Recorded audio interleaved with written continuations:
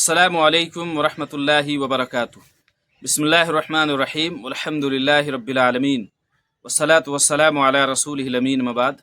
اعوذ باللہ من الشیطان الرجیم، بسم اللہ الرحمن الرحیم۔ یرفع اللہ الذین آمنوا منکم والذین اوتوا العلم درجات۔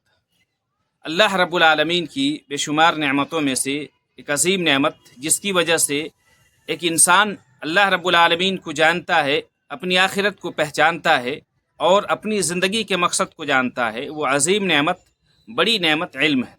علم ایک ایسی چیز ہے کہ جس کی وجہ سے انسان مہذب بنتا ہے۔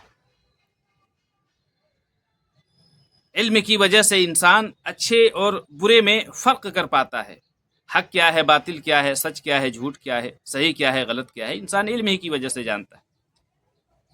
علم، دین اسلام میں علم کی کتنی زیادہ اہمیت ہے، اس کا اندازہ اگر آپ لگا سکتے ہیں تو اس بات سے لگائیں کہ اللہ رب العالمین نے پیارے نبی جناب محمد رسول اللہ صلی اللہ علیہ وسلم پر سب سے پہلی وحی جو نازل کی وہ علم کی آیات سے کی۔ سب سے پہلی وحی علم کی آیات سے کیا۔ اللہ رب العالمین نے سورہ علق کی ابتدائی آیت کے اندر فرمایا کہ اقرأ بسم ربک الذی خلق، خلق الانسان من علق، اقرأ وربک الاکرم الذی علم بالقلم، علم الانسان ما لم يعلم، کہ پڑھیے اپنے اس رب کے نام سے۔ اقرأ بسم ربک الذی خلق، پڑھیے اپنے اس رب کے نام سے جس نے پیدا کیا۔ اقرأ وربک الاکرم، پڑھیے کہ آپ کا رب بڑا کریم ہے۔ الذی علم بالقلم، جس نے انسان کو قلم کے ذریعے علم سکھایا۔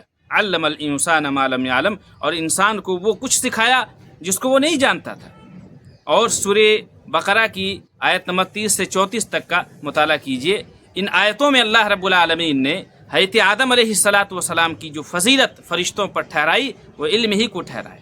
وہ علم ہی کی بنیاد پر حضرت آدم علیہ السلام کی فضیلت فرشتوں پر قرار پائی۔ حضرت آدم علیہ السلام کو ایسے علم اور ایسی صلاحیت سے نوازا گیا تھا کہ جس علم اور جس صلاحیت سے فرشتے محروم تھے۔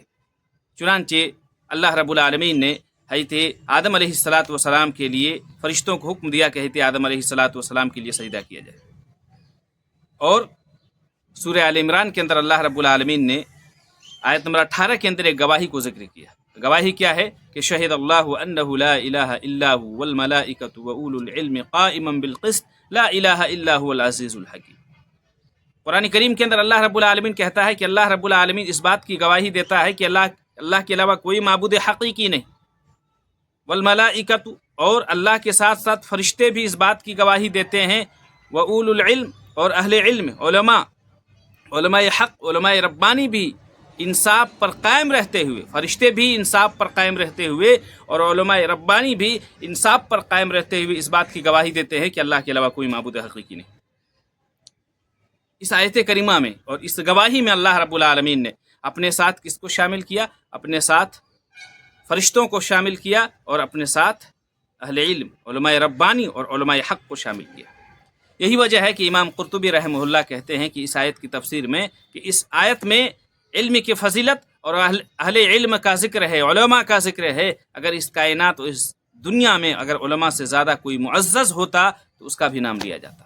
اور پورے قرآن کے اندر اللہ رب العالمین نے اپنے نبی جناب محمد رسول اللہ صلی اللہ علیہ وسلم سے، پورے قرآن کے اندر اللہ رب العالمین نے اپنے نبی سے یہ نہیں کہا کہ اللہ کے نبی کریم صلی اللہ علیہ وسلم آپ مجھ سے عزت مانگیے، آپ مجھ سے شہرت مانگیے، آپ مجھ سے دنیا کا مال اور دنیا کی دولت مانگیے، دنیا کا عیش و آرام مانگیے۔ اگر اللہ رب العالمین نے کسی چیز میں پیارے نبی کو کہا کہ نبی مجھ سے اور مانگیے تو وہ علم ہے، وہ علم ہے۔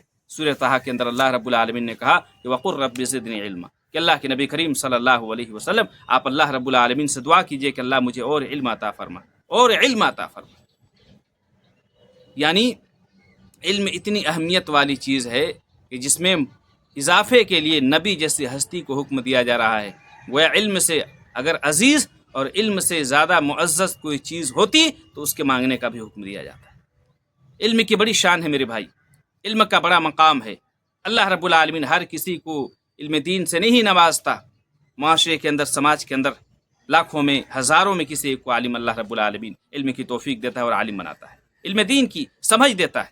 یہی وجہ ہے کہ اللہ کے رسول صلی اللہ علیہ وسلم فرماتے ہیں، بخاری کی روایت ہے کہ من یرید اللہ بہ خیرا یفقہہ فی الدین، اللہ رب العالمین جس کے ساتھ خیر کا ارادہ فرماتا ہے، بھلائی کا ارادہ فرماتا ہے، اسے دین کی سمجھ عطا فرماتا ہے، اسے قرآن و حدیث کی سمجھ عطا فرماتا ہے، اسے شریعت کی سمجھ عطا فرماتا ہے۔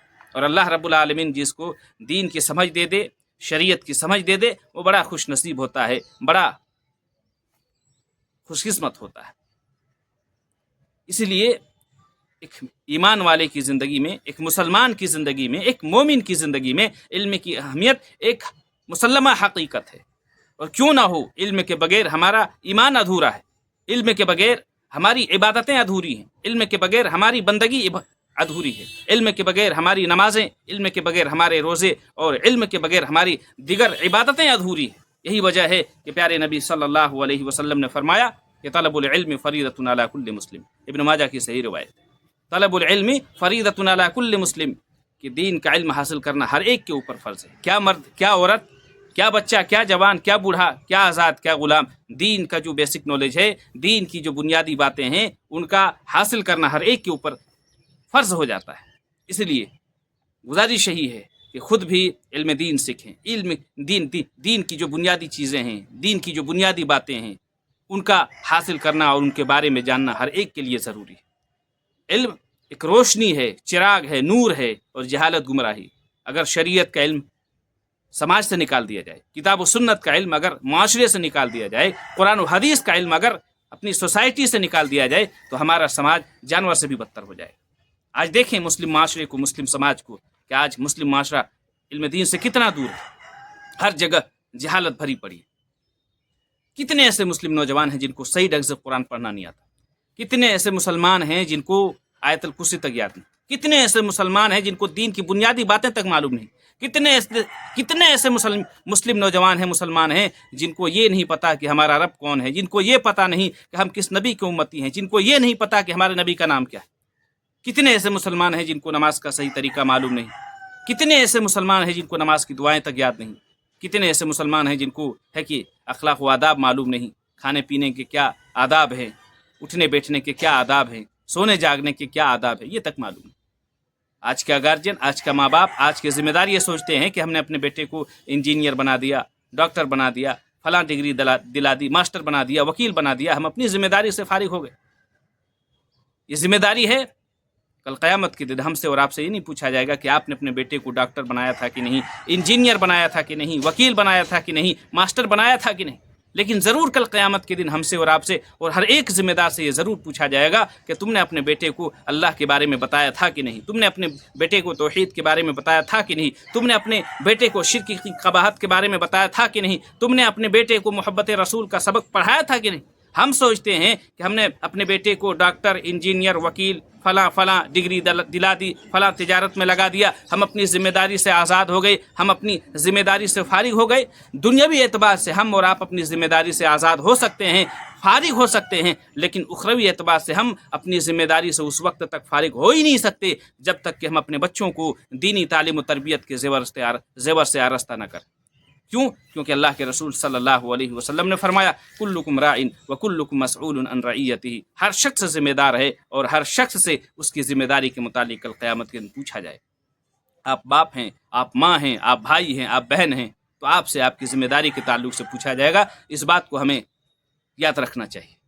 لیکن دیکھا یہ جاتا ہے کہ آج کا معاشرہ اور آج کے گارجین اور آج کے ماں باپ اپنے بچوں کو دنیاوی تعلیم پر بہت توجہ دیتے ہیں، لیکن دینی تعلیم پر توجہ نہیں دیتے۔ یہی وجہ ہے کہ آج کا بچہ دین سے دور ہے، آج کا ہمارا بچہ شریعت سے دور ہے، نماز سے دور ہے، توحید سے غافل ہے۔ ضرورت اس بات کی ہے کہ ہم اپنے بچوں کو دنیاوی تعلیم کے ساتھ ساتھ دینی تعلیم پر خاص طور سے توجہ دینے کی ضرورت کریں، تاکہ دنیاوی تعلیم کے ساتھ ساتھ دینی تعلیم پر خاص توجہ دی جائے، خاص فوکس رکھا جائے، تاکہ ہمارا بچہ ایک با اخلاق اور با کردار بچہ بن سکے، با اخلاق اور با کردار انسان بن سکے، ہمارے سماج اور معاشرے کے لیے رول ماڈل کا کردار ادا کر سکے، شریعت کو جان سکے، شریعت کو پہچان سکے۔ اور ایک بات بطور خاص میں یہ کہنا چاہوں گا کہ جن کے پاس علم ہے، علم کی اہمیت کو سمجھیں، علم کو سیکھنے کی کوشش کریں، اور جن کے پاس علم ہے، جن کے پاس کتاب و سنت کا علم ہے، قرآن و حدیث کا علم ہے، یعنی علماء ربانی، علماء حق، ان کی عزت کریں، ان کے مقام کو سمجھیں، ان کے مرتبے کو سمجھیں۔ اللہ کے رسول صلی اللہ علیہ وسلم صحیح الجامع کی حدیث میں فرماتے ہیں کہ من لم یجل کبیرنا ویرحم صغیرنا، جو شخص بڑوں کا احترام نہ کرے، بڑوں کی عزت نہ کرے اور چھوٹوں پر رحم نہ کرے، چھوٹوں پر شفقت کا معاملہ نہ کرے، ویعرف لعالمین حقہ، اور ہمارے علماء کے حق کو نہ جانے، ہمارے علماء کے حق کو نہ پہچانے، وہ ہم میں سے نہیں، ہمارے طریقے اور ہمارے منہج پر نہیں۔